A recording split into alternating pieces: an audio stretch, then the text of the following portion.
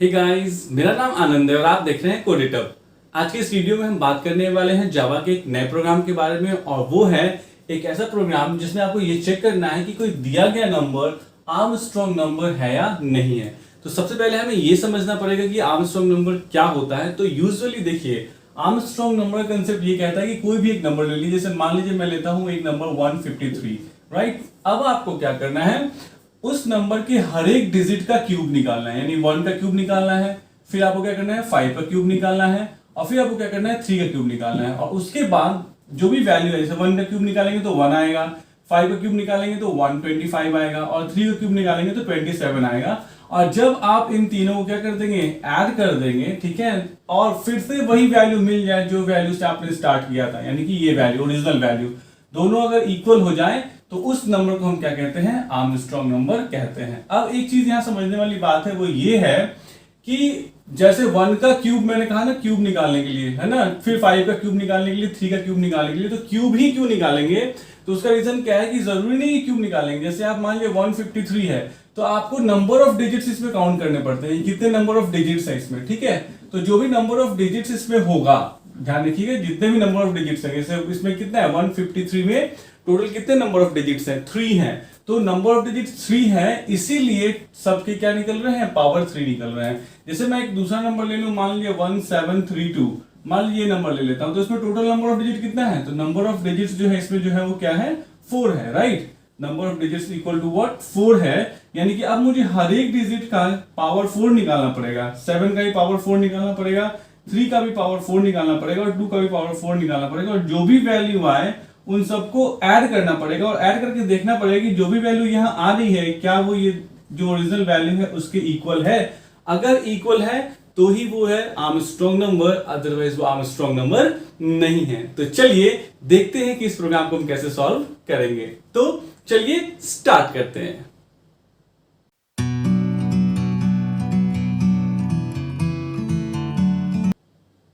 तो अगर हमें ये चेक करना है कि कोई दिया गया नंबर आर्मस्ट्रांग नंबर है या नहीं है, तो सबसे पहला हमारा कोड, चलिए लिखना शुरू करते हैं। तो सबसे पहला जो हमारा लाइन होगा वो होगा इंपोर्ट java.util.scanner। क्यों? क्योंकि हमें यूजर से क्या लेना पड़ेगा, इनपुट लेना पड़ेगा, ठीक है।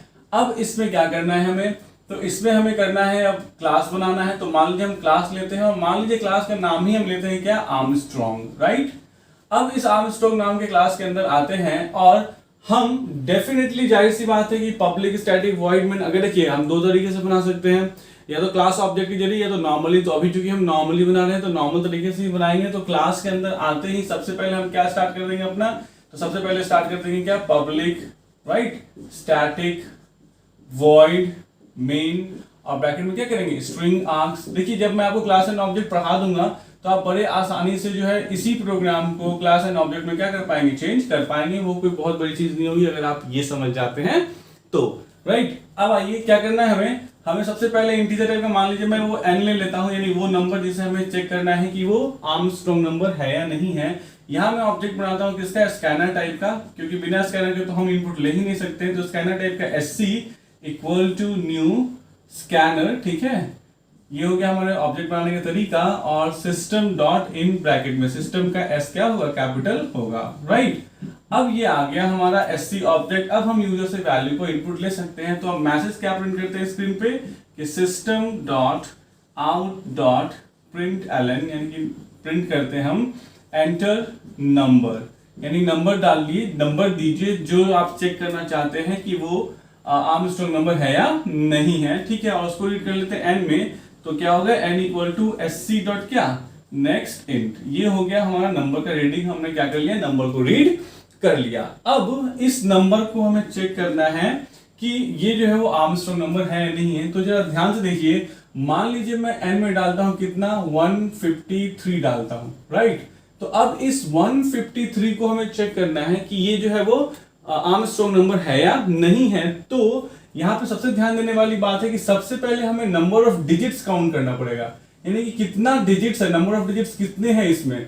तो 1 2 3 ये तो हमने बड़े आसानी से काउंट कर लिया, लेकिन अब हमें नंबर ऑफ डिजिट्स काउंट करने के लिए भी कोड लिखना पड़ेगा।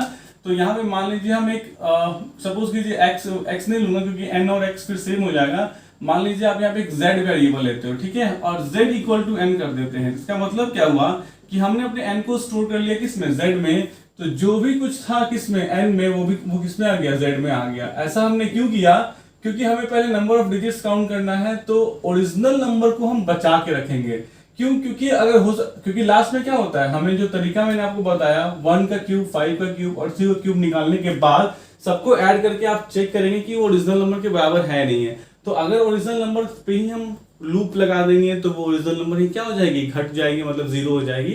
जो भी आगे लूप में होगा उसमें चेंजेस आ जाएंगे। तो इसीलिए हम जेड से काम करते हैं, आगे ज्यादा क्लैरिटी आ जाएगी क्यों।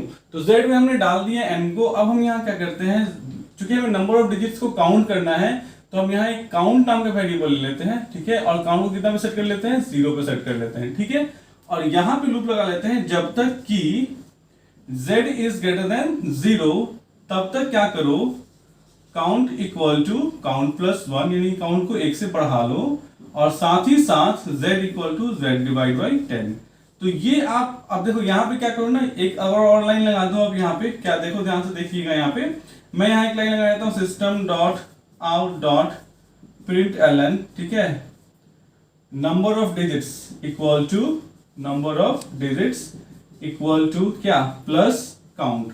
तो ये एक प्रोग्राम हो गया। अब मैं यहाँ पे अगर बंद कर दूं किसको, मेन को, और ये बंद कर दूं मैं अपने क्लास को, तो ये एक प्रोग्राम हो गया, फुल फ्लेज्ड प्रोग्राम हो गया। जो प्रोग्राम क्या कर रहा है, तो जो प्रोग्राम ये चेक कर रहा है कि आपके प्रोग्राम, मतलब आपका जो नंबर है उस वो कितने डिजिट का नंबर है, 2 डिजिट नंबर है, 3 डिजिट नंबर है। तो अगर इनपुट आपका 153 है तो ये आपको आउटपुट देगा number of digits equal to what, 3। यानी कि ये प्रोग्राम हो गया है जो आपको टोटल क्या करता है, number of digits find out करके दे देता है। ये काम कैसे करता है, तो ये देखिए, मैंने n में, z में अभी n की वैल्यू कॉपी की थी, तो z में कितना आ जाएगा, 153 आ जाएगा, ठीक है। तो 153 इज ग्रेटर देन 0, जी बिल्कुल है। Count equal to count plus 1, तो देखिए तो जरा काउंट में शुरू में हमने कितना सेट किया है, तो काउंट में हमने सेट किया शुरू में 0 से ये क्या हो जाएगा, बढ़ के 1 हो जाएगा। और z equal to z by 10, मैंने आपको बताया हुआ है बहुत सारे प्रोग्राम में, या अभी भी चलिए बता देता हूं कि 153 को 10 से डिवाइड कीजिए। तो जब आप 153 को 10 से डिवाइड कीजिएगा तो ये हो जाएगा 15.3, और चूंकि z हमारा इंटीजर टाइप का है, ऑटोमेटिक टाइप कास्टिंग होगी, डेसिमल वैल्यू इग्नोर हो जाएगा, z में क्या आ जाएगा 15। ये लूप है, लूप की प्रॉपर्टी चली गई, तो लूप चला गया ऊपर, z is greater than 0, z में कितना है 15, 0 से बड़ा है, हाँ जी बड़ा है। काउंट को 1 से बढ़ा दीजिए, तो काउंट 1 से कितना हो गया, 2 हो गया, और z equal to z by 10 कीजिए, तो अब ये हो जाएगा 1.5।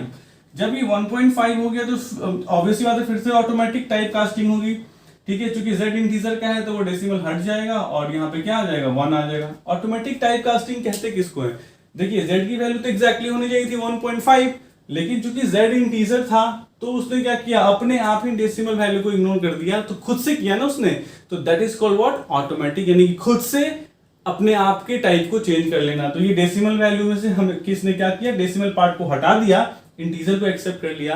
This concept is called automatic type casting, ठीक है। तो अब z फिर से ऊपर जाएगा, z इज ग्रेटर देन 0 है, तो z में कितना है 1 इज ग्रेटर देन 0 है, हाँ जी बिल्कुल है। काउंट को 1 से बढ़ा दीजिए, तो काउंट 1 से बढ़ गया तो कितना हो गया, 3 हो गया, और z equal to z by 10 कीजिए, तो 1 है ना, ध्यान से देखिए, z में कितना है 1 है, तो 1 को जब आप 10 से डिवाइड कीजिएगा तो ये 0.1 हो जाएगा। 0.1 को हम क्या लिख सकते हैं, 0.1 भी तो लिख सकते हैं। अब डेसिमल ये खत्म, z में क्या आ गया 0। अब ये जब ऊपर जाएगा तो क्या z की वैल्यू 0 से बड़ी है, z में कितना है 0, 0 जो है वो 0 से बड़ा है, बिल्कुल नहीं। यहां से यहां तक का लूप टर्मिनेट, यहां प्रिंट कर देगा number of digit equal to क्या, कितना है अकाउंट में 3, ठीक है। ये मेरा क्लास 1, ये मेरा क्या बंद हो गया, सॉरी ये मेरा बंद हो गया मेन, और ये बंद हो गया मेरा क्लास।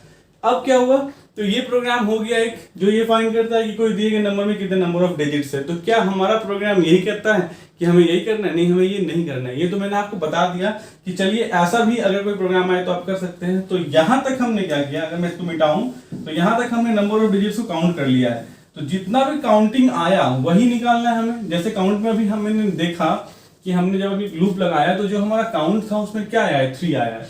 तो काउंट में जब 3 आया है इसका मतलब क्या हुआ, इसका मतलब ये हुआ कि आपको हर एक डिजिट का पावर 3 निकालना है, हर एक डिजिट का पावर 3 निकालना है, हर एक डिजिट का पावर 3 निकालना है। तो मैं इसको थोड़ा यहाँ से मिटा रहा हूँ क्योंकि बहुत ब्लर हो गया है, मतलब बहुत कुछ लिख दिया है मैंने इसमें। और फिर से मैं यहाँ फ्रेश लिखता हूँ, एन में मान लीजिए क्या है 153। तो देखिए z की वैल्यू घटते घटते क्या हो गई थी, 0 हो गई थी ना, इसीलिए मैंने z में एक वैल्यू लगा मतलब रखा था, ताकि ओरिजिनल वैल्यू जो है हमारी क्या हो, चेंज नहीं हो। ठीक है, अब आइए, अब हमने ये तो निकाल लिया कि हमें सबका पावर 3 निकालना है, तो हमें इसी नंबर का ना सबका पावर 3 निकालना है। तो फिर से अगर हम n को यूज कर लेंगे तो क्या होगा, डेफिनेटली वो अपनी ओरिजिनल वैल्यू जो है वो खत्म कर हो जाएगी उसकी। तो हम फिर से यहाँ पे इस लूप के बाद हम चाहें तो फिर से z को यूटिलाइज कर सकते हैं, क्यों ना फिर से z को हम, अब देखिए इस लाइन को बंद होने के बाद फिर से हम z को क्या करेंगे, n पे इनिशियलाइज कर देंगे, राइट। तो अब क्या होगा, फिर से z में जो है वो क्या आ जाएगा, 153 आ गया, है ना। यानी कि देखिए बहुत लोग नया वेरिएबल भी मान लेंगे, लेकिन z का काम यहां तक जो करना था उसने कर लिया, यहां तक उसे नंबर ऑफ डिजिट्स काउंट करना था, कर लिया, बार बार 10 से डिवाइड होकर वो 0 हो गया। अब मुझे फिर से z क्यों ना मैं यूज कर लूं, क्यों मैं एक नया वेरिएबल मानूं, तो मैंने z में क्या डाल दिया, n डाल दिया। अब z में फिर से n की वैल्यू आ गई 153 आ गई। अब हमें हर एक डिजिट को निकालना है, ठीक है। तो हर एक डिजिट को निकालने के लिए हमारे पास मॉड्यूलस 10 होता है। बड़ा सिंपल सा कंसेप्ट है कि अगर किसी दिए गए नंबर में से डिजिट्स को, लास्ट वाले डिजिट्स को एक करके फाइंड आउट करना है, तो आपको जो होता है वो कौन सा कंसेप्ट होता है, मॉड्यूलस ऑपरेटर होता है, और 10 से मॉड्यूलस करिए, ठीक है। तो हम यहाँ पे एक लूप लगाते हैं, देखिए वो लूप क्या होगा कि जब तक कि y z की वैल्यू 0 से बड़ी है, ठीक है, तब तक हम क्या करते हैं, तो मान लीजिए हम डिजिट नाम का एक वेरिएबल ले लेते हैं, ठीक है, डिजिट। तो यहाँ पे हम क्या करेंगे, डिजिट नाम का वेरिएबल लेंगे, ठीक है, और डिजिट को कितना पे सेट कर देते हैं, तो z मॉड्यूलस 10 पे सेट कर देते हैं। तो ध्यान से देखिए, डिजिट में जो वैल्यू है वो क्या निकल के आ जाएगी, तो z यानी 153 मॉड्यूलस 10, यानी कि 153 को 10 से डिवाइड कीजिए और रिमाइंडर बताइए। तो 153 को जब आप 10 से डिवाइड करेंगे तो रिमाइंडर जो आएगा वो क्या आएगा, 3 आएगा, राइट। तो अब डिजिट में आ गया है 3, ठीक है। तो हमें 3 का 3 टाइम्स निकालना है, कि मतलब 3 का क्यूब निकालना है, ठीक है। तो अब हमें, अगर इसको मैं मान लेता हूं x और इसको मान लेता हूं y, तो हमारा जो प्रोग्राम है x to the power y निकालने का, वो हमें लिखना पड़ेगा, ठीक है। तो y टाइम्स इसको आपस में क्या करना पड़ेगा, मल्टीप्लाई करना पड़ेगा। तो हम यहाँ क्या लिखते हैं, चाहे तो हम यहाँ पे फिर से एक while के अंदर एक और while लगा सकते हैं, चाहे तो हम for लगा सकते हैं। तो चलिए मैं while के अंदर while लगा देता हूं, आप चाहे तो for में कन्वर्ट कर सकते हैं, कोई बड़ी बात नहीं है। तो मैं क्या कहता हूं, जब तक कि, अब देखिए काउंट को अगर हम छेड़ देंगे तो 3 का तो क्यूब निकाल देंगे, 5 का भी तो क्यूब निकालना है, ठीक है, और n का भी तो क्यूब निकालना है। तो चलिए एक अच्छी बात ये होगी कि फॉर लगा देता हूँ, क्योंकि फॉर लगाना क्या होगा, कंपैरेटिवली आसान होगा। तो मान लीजिए मैं एक i वेरिएबल लेता हूँ और क्या करता हूँ, फॉर i इक्वल टू 1, यानी i को कितना पे सेट कर दिया, 1 पे सेट कर दिया, ठीक है। और फिर क्या करता हूँ, i is less than equal to what, count, यानी कि i जो है वो कहां तक जाएगा, 3 तक, क्योंकि काउंट में इस प्रोग्राम के लिए 3 है। और क्या करता हूं, i प्लस प्लस करता हूं, ठीक है। ये मैंने लूप लगाया। अब इसमें क्या करना है, मुझे बार बार मल्टीप्लाई करना है। तो मल्टीप्लाई के लिए मान लीजिए मैं प्रो नाम का वेरिएबल लेता हूं उसको, और उस प्रो नाम के वेरिएबल को लूप में एंट्री करते ही 1 पे सेट किया करूंगा, यानी प्रो इक्वल टू 1 इस लूप के ठीक पहले, ठीक है। यानी ये लूप चलने के ठीक पहले मैं क्या करूंगा, प्रो इक्वल टू ये प्रोडक्ट में 1 डाल दिया करूंगा। क्यों, क्योंकि किसी भी नंबर में 1 से मल्टीप्लाई करने पे कोई फर्क नहीं पड़ता है, ठीक है। और इसमें बस एक स्टेटमेंट है, तो मैं बस ऐसे लिखूंगा कि pro equal to what, pro multiplied by what, digit, right. यानी जो भी डिजिट आए उसे क्या करते चलिए, आप मल्टीप्लाई करते चले जाइए। तो अब ये लाइन कैसे एग्जीक्यूट करता है वो देखिए। तो मतलब हम सीधे शब्दों में कह सकते हैं कि जो ये हमारा लाइन, मतलब ये जो हम कोड लिख रहे हैं वो इसलिए लिख रहे हैं कि x to the power y calculate हो सके, इसी के लिए लिख रहे हैं, ठीक है। कैसे एग्जीक्यूट होगा ये लाइन, देखिए थोड़ा ध्यान से देखिए, ठीक है। वो कैसे एग्जीक्यूशन हो रहा है, तो वो एग्जीक्यूशन हो रहा है जैसे डिजिट में कितना निकल के आया है, 3 निकल के आया। तो मैं यहीं पे एग्जीक्यूट कर देता हूं, देखिए ध्यान से, डिजिट में क्या निकल के आया, 3 निकल के आया है, ठीक है। अब i कितना से करता है, 1 पे सेट करता है, चलिए ठीक है। Less than equal to count है, तो काउंट में कितना वैल्यू है, देखिए तो काउंट में कितना है, 3 है, तो काउंट इक्वल टू व्हाट, 3 है, परफेक्ट। तो 1 इज लेस देन 3 है जी, बिल्कुल है। एंट्री किया, एंट्री करते ही एग्जीक्यूट किया, product equal to product into digit, यानी कौन सा लाइन एग्जीक्यूट किया, product equal to product multiplied by क्या, डिजिट। अब प्रोडक्ट में कितनी वैल्यू है, तो प्रोडक्ट में कितनी वैल्यू है शुरू में देखिए, तो यहीं पे सेट किया ना हमने, प्रोडक्ट में कितनी वैल्यू है, 1 है। तो यानी कि प्रोडक्ट में चूंकि 1 था तो यहां से प्रोडक्ट की वैल्यू 1 ले लेगा, और 1 मल्टीप्लाइड बाय डिजिट, डिजिट में क्या निकल गया है, डिजिट निकल गया है 3, तो 1 मल्टीप्लाइड बाय 3 कितना हो जाएगा, 3 हो जाएगा, परफेक्ट। अब ये लूप है, देखिए इस लूप के साथ सिर्फ यही एक स्टेटमेंट एसोसिएटेड है, क्योंकि कोई भी कर्ली ब्रेसेस ओपन और क्लोज नहीं हुआ है। तो जब कोई कर्ली ब्रेसेस ओपन या क्लोज नहीं होता है, इसका मतलब ये होता है कि जो लूप है उस लूप के साथ सिर्फ एक स्टेटमेंट यानी ठीक उसका अगला स्टेटमेंट ही साथ में जुड़ा हुआ है। अब ये यहाँ से ऊपर जाएगा, आई को बढ़ाएगा, तो आई जो है वो 1 से बढ़ के क्या हो जाएगा 2 हो जाएगा, और यहाँ पे फिर से कंडीशन चेक होगा कि आई की वैल्यू काउंट से छोटी है, तो 2 जो है वो 3 से छोटी है, जी बिल्कुल है। फिर से यही लाइन एग्जीक्यूट होगा, कौन सा, तो product equal to product into digit. ठीक है, चलिए फिर से एग्जीक्यूट करते हैं, ध्यान से देखिएगा, प्रोडक्ट की वैल्यू 3 हो चुकी है मल्टीप्लाई करने के बाद। अब फिर से जब ये स्टेटमेंट एग्जीक्यूट होगा, product equal to product into digit, तो प्रोडक्ट में इस बार क्या आ चुका है 3 आ चुका है, और डिजिट में क्या है, डिजिट में जो है वो क्या है, डिजिट में भी 3 है, तो 3 3 से कितना हो गया 9, राइट। तो यानी कि प्रोडक्ट की वैल्यू बढ़ के कितनी हो गई 9 हो गई। अब ये यहाँ से फिर ऊपर जाएगा और आई को बढ़ाएगा, आई बढ़ेगा तो 2 से क्या हो जाएगा 3, और यहाँ चेक करेगा कि 3 is less than equal to count, तो आई में कितना है 3 इज लेस देन 3 नहीं, लेकिन इक्वल टू भी लगा हुआ है, तो 3 इज इक्वल टू 3, जी बिल्कुल है। फिर से यही सेम लाइन एग्जीक्यूट होगा, product equal to product into digit, तो प्रोडक्ट में कितना है बताइए, प्रोडक्ट में कितना आ चुका है 9, और 9 इंटू 3 कितना हो गया 27, राइट। तो अब प्रोडक्ट की वैल्यू कितनी होगी 27 हो गई। जब हो गई 27, फिर ये ऊपर जाएगा, आई को बढ़ाएगा, आई कितना हो जाएगा 3 से कितना हो जाएगा 4, और अब ये कंडीशन चेक करेगा कि i is less than equal to count, तो आई में कितना है 4 is less than equal to 3, 4 3 से छोटा है नहीं, बराबर है नहीं, तो ये लूप क्या हो गया टर्मिनेट, ये दोनों लाइन टर्मिनेट हो गया। तो देखिए क्यूब निकल गया हमारा, जी हाँ बिल्कुल क्यूब हमारा निकल गया। तो 3 का क्यूब यानी पहले डिजिट का क्यूब हमने निकाल लिया सक्सेसफुली, ठीक है, यानी ये जो 3 था उसका क्यूब निकल गया हमारा 27। अब देखिए एक चीज ये भी तो था ना कि जो हमारा वैल्यू है, ध्यान से देखिए, तो हमने समझ लिया, हमें क्या करना था, तो हमें करना था कि जैसे कोई भी नंबर था उसका लास्ट निकालना था, तो इस लाइन से क्या निकल गया, लास्ट निकल गया, digit equal to Z modulus 10। उसके बाद इसका क्यूब निकालना था, ठीक है, इसका क्यूब निकालने का मतलब क्या हुआ कि 3 का क्यूब, तो इस दोनों लाइनों से हमने क्या निकाल लिया, क्यूब निकाल लिया। क्यूब की वैल्यू कितनी आ गई 27, ठीक है, लेकिन इसको ऐड भी करना है 27, अगली बार 5 का जब निकलेगा ठीक उसी तरह, यानी 125, फिर उसी तरह A1 का निकलेगा 1, तो इन सबको आपस में ऐड भी करना है। तो ऐड करने के लिए हम क्या करेंगे, एक सम नाम का वेरिएबल लेंगे और उसको कितना पे सेट करेंगे, 0 पे सेट करेंगे, ठीक है, सम नाम के वेरिएबल को कितना पे सेट करेंगे, 0 पे। क्यों 0 पे सेट करेंगे, क्या रीजन है, तो प्रोडक्ट को 1 पे क्यों सेट करते हैं, क्योंकि किसी भी नंबर में 1 से मल्टीप्लाई करने पे कोई फर्क नहीं पड़ता है। वैसे ही सम को 0 पे इसलिए सेट करते हैं क्योंकि सम बेस 0 है, और कोई भी नंबर में जब आप 0 ऐड करेंगे तो कोई फर्क नहीं पड़ेगा। साथ ही साथ अगर आप सम को 0 से इनिशियलाइज नहीं करेंगे तो क्या होगा, इसमें कोई ना कोई गार्बेज वैल्यू होगी, और जिसकी वजह से कैलकुलेशन क्या आएगा, गलत आएगा। वैसे ही प्रोडक्ट में अगर आप 1 नहीं करेंगे तो इसमें कोई गार्बेज वैल्यू होगी, और जिसकी वजह से आपका कैलकुलेशन क्या आएगा, गलत आएगा, ठीक है। तो अब ये मेरा फर्स्ट नंबर हो गया। तो इस लूप के चलने के बाद हम एक काम और करेंगे, क्या, देखिए इस लूप के साथ सिर्फ ये स्टेटमेंट है, ये स्टेटमेंट इंडिपेंडेंट है, ये चलेगी ही चलेगी, और वो क्या मैं लिख रहा हूं, sum equal to sum plus pro. तो सम कितना पे सेट है, यहाँ देखिए 0 पे सेट है ना, तो सम की वैल्यू कितनी हो जाएगी, तो सम की वैल्यू हो जाएगी 0 शुरू में है, और प्लस प्रो में अभी हमने 27 निकाला, यानी कि सम की वैल्यू 0 प्लस 27, यानी हम कह सकते हैं कि सम की वैल्यू कितनी हो जाएगी 27 हो जाएगी, ठीक है। उसके बाद ये वैल्यू बंद करने से पहले z की इनिशियलाइजेशन हो गई है, z का इंक्रीमेंट कंडीशन हो गया है। अब हमें क्या करना है, z को डिवाइड करना होगा, z इक्वल टू z/10 करना पड़ेगा, जिससे क्या होगा, तो इससे क्या होगा, अब ये 15.3 बन जाएगा, पॉइंट खत्म हो जाएगा, और z की वैल्यू कितनी हो जाएगी, अब 15 हो जाएगी। अब ये लूप है तो ये फिर ऊपर जाएगा और यहाँ चेक करेगा z की वैल्यू 0 से बड़ी है क्या, जी बिल्कुल है, 15 जो है वो 0 से बड़ा है, जी बिल्कुल है।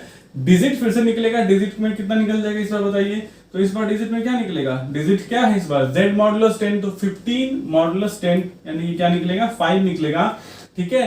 फिर से प्रोडक्ट 1 पे सेट हो जाएगा, देखिए प्रोडक्ट को 1 यहाँ पे हमने इसलिए बार बार सेट किया 1 पे ताकि प्रोडक्ट फिर से 1 हो जाए, क्योंकि अगली बार फिर से जब आप काउंट करेंगे, अब इसका आप क्या करना है, 5 का पावर 3 काउंट करना है, तो 1 से लेके 3 तक एक से बढ़ते हुए फिर से ये क्या होगा, 5 का क्यूब काउंट हो जाएगा, और सम में फिर से वो ऐड कर दिया जाएगा।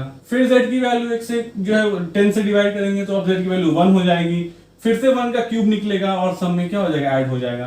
फाइनली जो हमारी वैल्यू आएगी वो किसमें निकल के आएगी, सम वाली वैल्यू में निकल के आएगी। और अब हम क्या करेंगे बताइए, तो सम में जो है वो फाइनली निकल के जो आएगा वो क्या निकल के आएगा, तो सम में जो है हमारी वैल्यू जो निकल के आएगी, यहाँ डिजिट था 3, और सम में जो वैल्यू आएगी वो क्या आएगी, 1 का क्यूब, 5 का क्यूब और 3 क्यूब टोटल जो है वो भी हो जाएगा कितना, 127।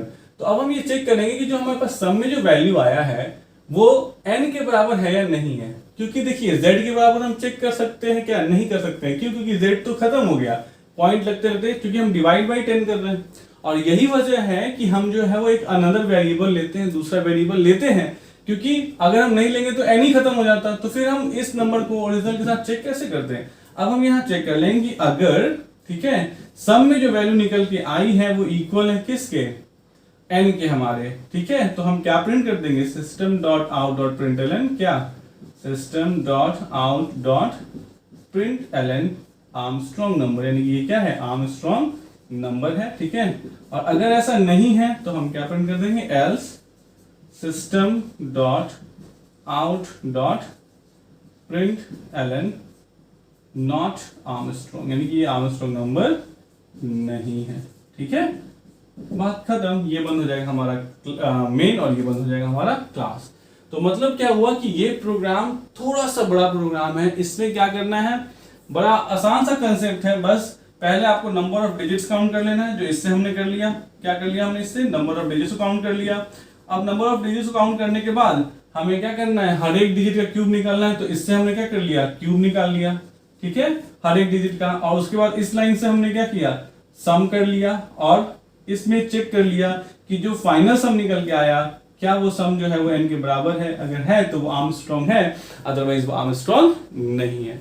तो ये है आर्मस्ट्रॉन्ग नंबर का एक तरह से कह सकते हैं हर सब कुछ जो आपको जानना होता है। और ये सेम प्रोग्राम आप इंप्लीमेंट करेंगे, आपको आंसर जरूर मिलेगा। बहुत लोग ये भी क्वेश्चन कह रहे हैं कि सर आप रन करके प्रोग्राम को नहीं दिखा रहे हैं, तो मैं एक ही प्रोग्राम बनाऊंगा। मतलब जब लूपिंग के सारे क्वेश्चंस खत्म हो जाएंगे तो मैं स्क्रीन रिकॉर्डिंग के जरिए एक ही मतलब वीडियो में सारे प्रोग्राम को आपको 1 बाय 1 रन करके दिखा दूंगा, जिससे क्या होगा, हमारा जो थियोरेटिकल कंसेप्ट है और जो हमारा प्रैक्टिकल कंसेप्ट है, दोनों बिल्कुल अलग अलग एक साथ नहीं होंगे, अलग अलग हो जाएंगे। तो समझने के लिए ये चीज हो जाएगा। और एक ही वीडियो में मैं 10 15 20 प्रोग्राम रन करके बस आपको रन करके दिखा देना है। वो तो टाइप करना है और टाइप करके रन करके दिखा देना है, क्योंकि यहाँ तो मैं सारा कंसेप्ट आपको समझा ही देता हूँ। तो यही मैं करने वाला हूं। मैं जैसे ही लूपिंग के क्वेश्चंस खत्म होंगे, मैं सारे लूपिंग के क्वेश्चंस को जो भी मैंने आपको बताया है, मैं उसको एक ही वीडियो में सारे को रन करके बता दूंगा। तो आई होप आपको ये वीडियो पसंद आई होगी। अगर आई है तो प्लीज लाइक, सब्सक्राइब और शेयर कीजिए। Thanks for watching the video. Thanks.